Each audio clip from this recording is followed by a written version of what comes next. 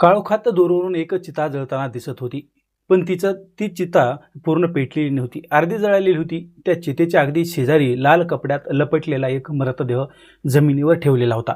आजूबाजूलाच लाकडे अस्ताव्यस्त पडलेली होती, पण सर्वात भयानक दृश्य होतं की त्या मृतदेहाच्या आणि अर्धवट जळालेल्या चितेच्या आजूबाजूला खाकी वर्दीतील जवळपास 5 ते 6 पोलीस कर्मचारी शस्त्र घेऊन पहारा देत बसले होते.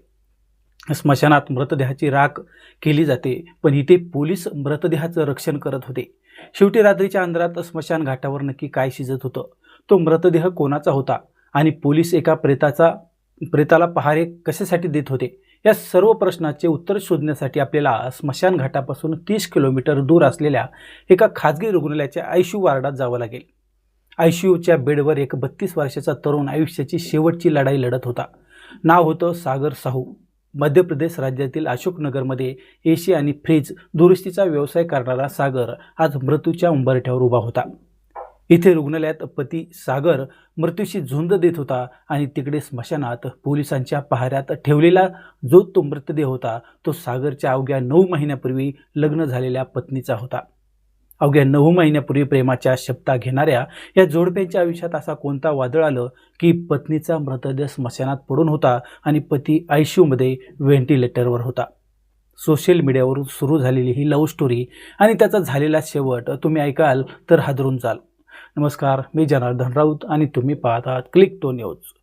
उत्तर प्रदेश राज्यातील लखनौ येथे राहणारी राधा राठोड ही इंस्टाग्रामवर रील्स बनवायची आणि एक दिवस तिची रील्स मध्य प्रदेश राज्यातील सागर साहू याच्यापर्यंत पोहोचली आणि इथून पुढे सुरू झाली दोघांच्या प्रेमाची कहाणी. हळूहळू ओळखीचं रूपांतर प्रेमात झालं होतं. दोघेही एकमेकावर जीवापाड प्रेम करू लागले होते आणि दोघांनी ठरवलं की आता लग्न करायचं.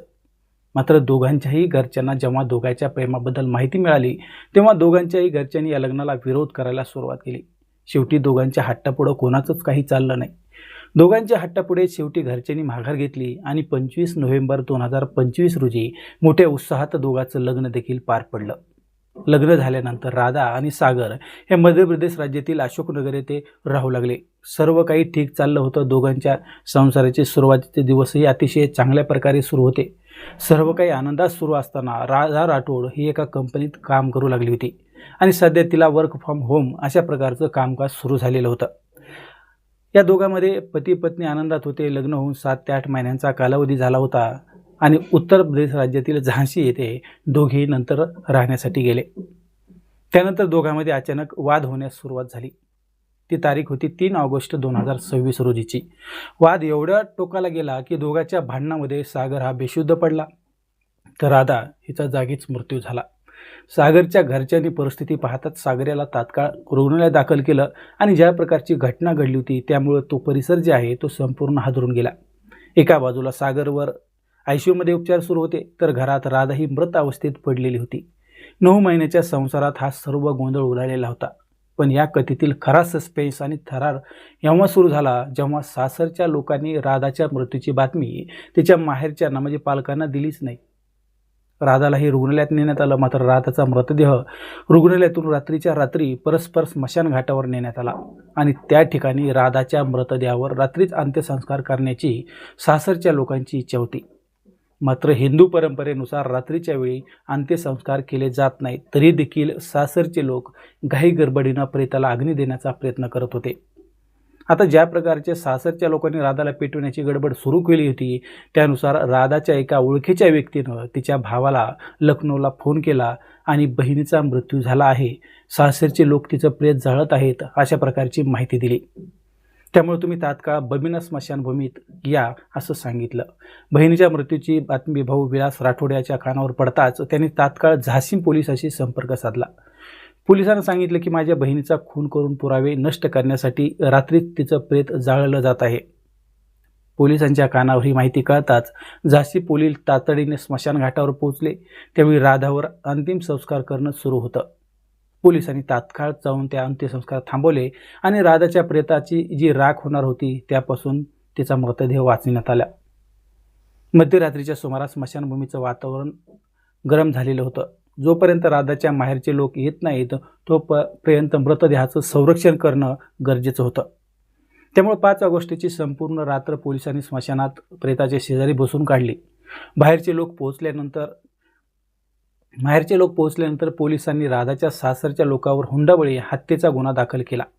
राधाच्या भावाने सांगितलं की गेल्या 10 दिवसापासून सागर आणि त्याचे घरचे लोक 10 लाख रुपयाची हुंड्याची मागणी करत आहेत. आम्ही पैसे दिले नाहीत म्हणून त्यांनी राधाचा खून केला आणि तिचा मृतदेह जाळून पुरावे नष्ट करण्याचा प्रयत्न केला जात आहे.